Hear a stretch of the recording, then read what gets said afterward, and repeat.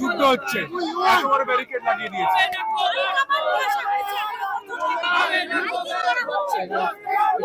আমি তো আজকে সেই সকাল 9টায় বেরিয়েছিলাম, 7টাকাছিতে গাড়ি নিয়ে এসেছিলাম, আমাকে ঢুকতে দেয়নি।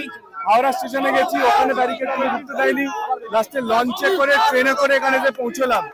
এইভাবে সাধারণ মানুষকে উনি যেভাবে আটকাচ্ছেন, এটাতেই বোঝা যাচ্ছে যে উনি মানুষের ভয় পেয়েছেন, মানুষের যে ডাক তাতে ভয় পেয়ে গেছে মুখ্যমন্ত্রী মমতা বন্দ্যোপাধ্যায়। কিলোমিটার দূরে নবান্ন, এত ভয় নবান্ন, এত মুখ্যমন্ত্রীর যে এত বড় পাহাড় প্রমাণ ব্যারিকেড লাগিয়ে দিতে হয়েছে।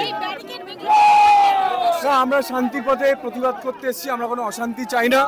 আমরা হাইকোর্টের নির্দেশ আছে এবং এটা অভয়ের মা বাবার ডাক, এটা কোনো রাজনৈতিক প্রতিবাদ নয়, অরাজনৈতিক সাধারণ মানুষের প্রতিবাদ, অভয়ের মা বাবার প্রতিবাদ, তার সঙ্গে আমরা যুক্ত হতে এসেছি। কোনো বিধায়ক হিসেবে নয়, পশ্চিমবঙ্গের একজন নাগরিক হিসাবে আমি এখানে এসেছি।